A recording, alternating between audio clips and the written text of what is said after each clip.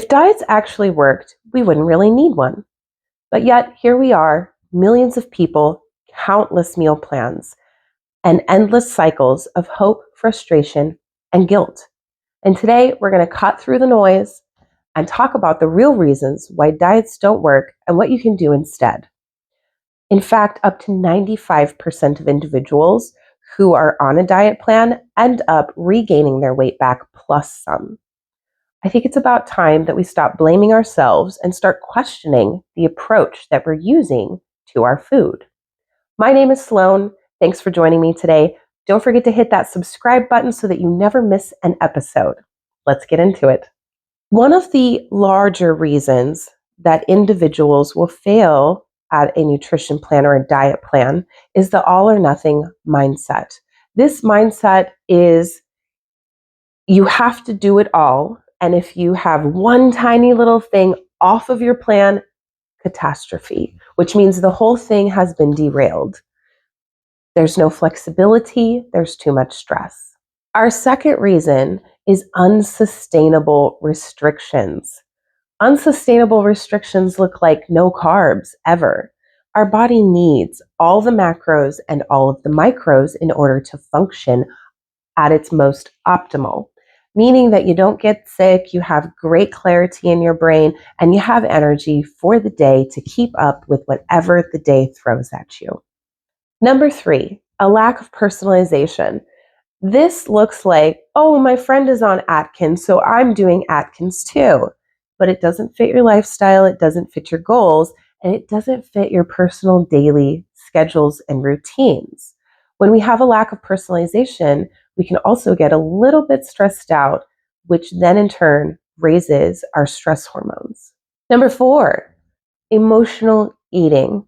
This is probably a really big one for a lot of individuals as our emotions tend to run amok across the body. We recently talked about emotional money habits and how our emotions affect our spending and financial habits.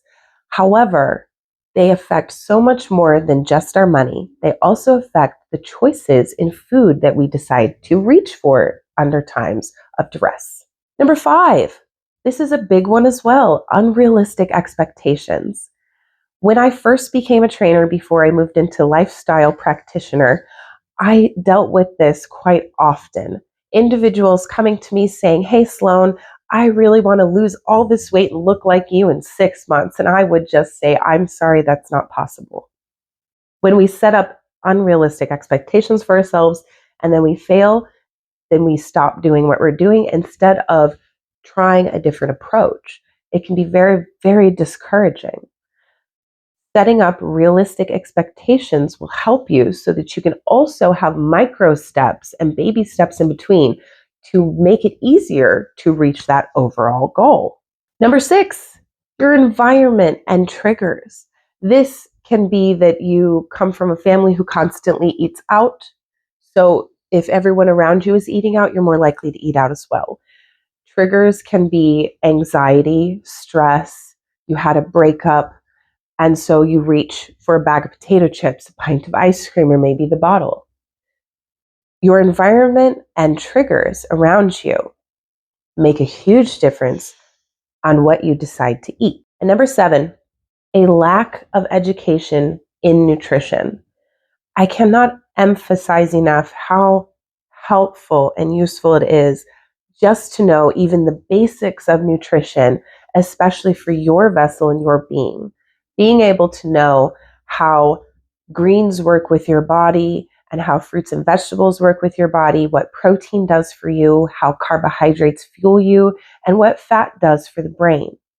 Those are all incredibly important things that help you make more informed, clear-headed decisions on the foods that you are consuming and the meals you're creating for yourself. This also leads me right into more reasons as to why diets don't always work. And it has to do with the relationships that we surround ourselves with. Starting out strong is our family dynamic. Number 1, how did you eat as a child? What were your food rules? Were you allowed to have moderation, or did your parents force you to eat things that you didn't enjoy? Did they only make it one way and never another way so that you can find what preparation works for you for that food? Those things matter, and some of those actually stick with you for life. What were your cultural food norms when you were growing up? I personally come from a family that is quite European style. We're Spanish and North African, we're Mediterranean. And we sit and we gather around the table, and sometimes it'll be hours of us eating and chatting, family style dinners. You can go back for seconds, you can go back for thirds, you can have dessert first. We don't care. What were your cultural food norms when you were growing up? And then finally, when it comes to family dynamic, your caretaker. How did your caretaker eat? This can be your guardian, your parent, your aunts, your uncle, your grandparents, anyone who took care of you or that you spent the most time around who took care of you. This means that if they don't eat but maybe once or twice a day, you are more likely to do this as well. I actually see this a lot. Please make sure that if you're the parent, that you are presenting your children with good habits. And that means they are watching you constantly. It should not take you sitting down and being like, okay, this is how you eat. They watch you even when you're not paying attention to the fact that they are watching you. Now, this leads us right into social circles and friends, as well as the workplace. I think these two kind of coincide with each other because they're very, very similar. When you are hanging out with your friends, there's something called peer modeling, meaning that you are more likely, as we discussed earlier, to eat what everyone else is eating, to consume what everyone else is consuming, to do what everyone else is doing. This happens in our circle of friends, and this also happens with our colleagues and coworkers and peers when we're at work or even at school. Being able to have self-control here is really important. If your entire office eats out every day, you're more likely to eat out. If the majority of people in your office bring their food from home, you are more likely to also bring your food from home. This is called mirror neurons, where we mimic the people that we're around the most. And it's a survival technique. So your friends, your coworkers can have a huge, huge influence over your food choices as well. And that leads right into romantic partners and relationships, where we get mimicry and, well, because you're so close, you pretty much imitate the person's routine as well, right? So when we mimic the other person, meaning that, oh, hey, I'm having pizza for dinner. Yeah, sure, I'll have that too. But was that what your body really needed at this time? It's okay to eat different things than each other, but eating at the same time is fine, right? There's also the dreaded relationship weight gain, where we become way too comfortable and we start to indulge in things that we didn't allow our partner to see prior. Now that we have them on the hook and they're stuck with us, oh darn, then we get too comfortable and maybe boop, the Pillsbury Doughboy starts to come out because you're eating too many burritos or something, too much Chipotle. Relationship weight gain is really, really a thing. And then finally, support versus sabotage.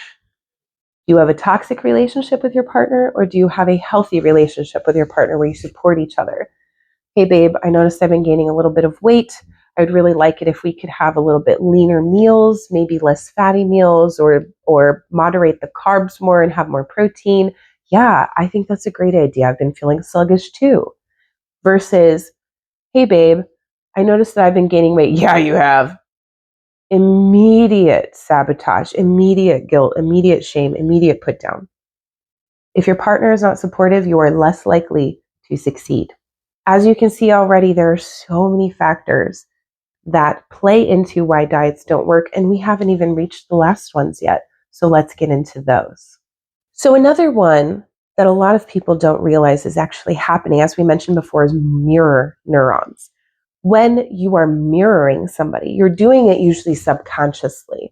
People who are very social and very business entrepreneurial individuals, they do this on purpose. They do this so that people will trust them more. That is how we get people to trust us, believe it or not. It is a bit of a manipulation tactic. It's almost like when someone says, right, you see what I'm doing? You see this here? They're getting you to agree with them. And then you start to mirror them and you go, yeah, you're right. You're absolutely right. I should totally eat that way. Social rewards and belonging. If you're eating the same thing as everyone else, you're less likely to be picked on, to be singled out. As someone who was a vegan for a little while and I can't eat beef, my system just does not like it. It does not digest it very well. I experienced this heavily. Oh, it must suck. Sucks to be you. Man, I bet you really wish you had this juicy piece of steak. No, I don't. No, I don't. But in order to avoid that, we often will give into that peer modeling and peer pressure and go ahead and cave and have it. And there was a time period where I would eat beef because my friends were eating beef. And I got tired of being ridiculed and belittled for my own personal choices that were making me healthy. I no longer eat beef because I understand my education in nutrition for myself. So that social belonging and those reward systems play a huge, huge factor in why we choose the foods that we choose. So there's even more than this. Let's get into those as well. There are stress hormones and hunger hormones that actually control your cravings, your signaling to your brain to tell you that you are hungry or you are satiated. Those hormones are ghrelin and leptin, peptide YY, and GLP-1. Leptin, peptide YY, and GLP-1 are your satiety hormones. These are the hormones that when you are full, tell your brain to tell your stomach, we're done. We're done. You have neuroreceptors that line your stomach. And if you are eating enough chemical-filled foods with dyes, fillers, binders, excess processed sugars, you are blocking those neuroreceptors to communicate with your brain to tell you, hey, you're good, man, you're good. Stop eating right there. This is why the eat till you're 80% full rule works well. It gives your stomach time to digest a little bit more of your food and allows your stomach to communicate with your brain to say, hey, we're satiated, we've had enough, we don't need more, we can eat again later. Now, this leads us into your gut microbiome. Gut microbiome is that good bacteria that harbors in your intestines, your stomach liner, and your intestinal lining. When that is out of whack, we start to get cravings. We start to make uninformed and foggy food choices. And this can lead us down a path of reverting to old habitual eating patterns that we are trying to correct. Right? If we don't have good gut microbiome, then we're not going to make good choices. This also leads right into your cognitive load and your willpower. When we eat good food, it sets up a good gut microbiome, which communicates with our brain, helping us make clear-headed and more informed food choices. Now, the last one is one that a lot of people don't want to hear. Before we get into ways that you can help yourself stick to a nutrition plan and know how to feed yourself, and that is set point theory.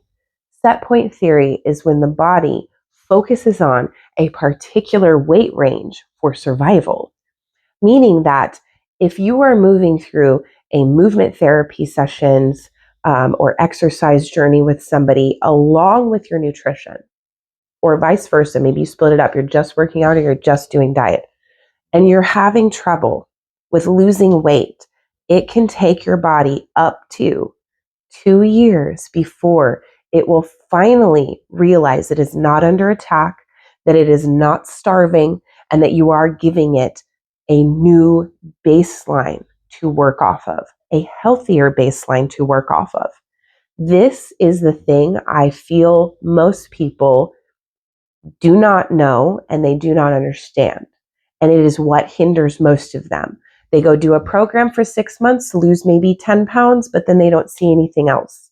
And it's because you've hit a plateau. You've hit a plateau because your body is saying, wait. You've lost too much weight. I'm in survival mode now. I need to hold on to everything. Positive self-talk really, really helps this. The more you can speak positively to yourself about your food. Oh, this meal is fueling me. It's nourishing me. It's helping me grow good muscle. It's keeping me healthy as I age. Saying these things to yourself will rewire your brain to see food as inherently good. There is no such thing as bad food. There is food that works well with your body and food that doesn't. I say this because people are allergic to certain things which would inherently make it a bad food for them. So there is no such thing as a good food or a bad food. All food is inherently good in moderation. This includes foods that are wholesome, that grow out of the ground, that eat the ground. So, what can you do to help yourself create nutrition plans that you can stick to? Number one, we already went over positive self-talk. The way you speak to yourself really, really matters. And it's really going to make a difference. If you can speak to yourself positively, you're going to rewire your brain to start seeing your food as inherently good and working well for you. You're also not going to shame yourself when you make decisions of moderation. Ooh, I'm going to have a slice of cake today. I've been really good and I feel really good. I'm going to indulge just a little bit and put the side of shame in the garbage, right? And now here's the biggest way that you can really help yourself is exercise. There are so many reasons that exercise really, really helps us stick to a nutrition plan. And one of those has to do with the fact that if you have more lean muscle mass on your body, you are more likely to burn more calories at a resting rate. Lean muscle mass equals a higher resting metabolic rate. This is good. We want that rate to go up. Being able to exercise and eat well also increases your metabolism. When we increase our metabolism because we have more lean muscle mass on us, this allows us to have a lot more flexible dieting, meaning that you can have more moderation, you can have more cookies, you can have more ice cream, you can have more pizza, right? This helps so that we make better food choices. When our metabolism is going at the right rate, it is consuming our energy the way that it should as well. It's breaking the food down and pushing it out to the body in the ways that the body needs. So it increases our self-regulation and decision-making. We also see that it will regulate your hunger hormones. As I mentioned, you're going to make a lot better decisions, more informed, clear-headed decisions, right? It is also an appetite suppressant. Exercise in the short term, moderate to intense activity, meaning lifting weights, not just going out and playing golf or playing football, but mostly lifting weights is going to have an effect of appetite suppressant in the short term so that in the long term, your body is consuming the right amount of food that it needs. And that we're not sitting here stress eating either, which is really, really important and conducive to having a healthy baseline for your body. We have also been shown through science that we increase our insulin sensitivity when we work out. This is such good news because this means that your body is going to take carbohydrates and work more efficiently with them. It's going to break them down and utilize them the way that it needs to in order to expel energy back into your body. When we have a problem with our insulin and it's not breaking things down, this is where we get blood sugar and glucose spikes, right? This creates diabetes. This leads to diabetes. This is why, unless you're born with diabetes, you don't see many active, healthy, and weightlifters ending up with diabetes unless they eat massive amounts of sugar and processed foods on the side. We see that often with individuals who do strongman or powerlifting even, because they're consuming so many calories to be able to lift so much weight. So we talked about how it increases your mood, it boosts your mood so you can have much clearer decision making when it comes to your food. It regulates your gut microbiome. So in the short, fitness and nutrition create a positive feedback loop so that we can make better decisions about our food and stick to a nutrition plan that's going to help us age gracefully throughout the years. Being able to do this is such a skill, and it's something that takes time. And I hope that you are kind with yourself and that you give yourself grace and that you speak kindly to yourself while you are moving through this. If you found any of this helpful and useful, don't forget to hit that subscribe and follow button. Hit the like button so that others may also see me, and this pushes it out to the algorithm so that everyone has a chance at a healthier, better life. I love you and appreciate you all so much. I'll see you on the next talk.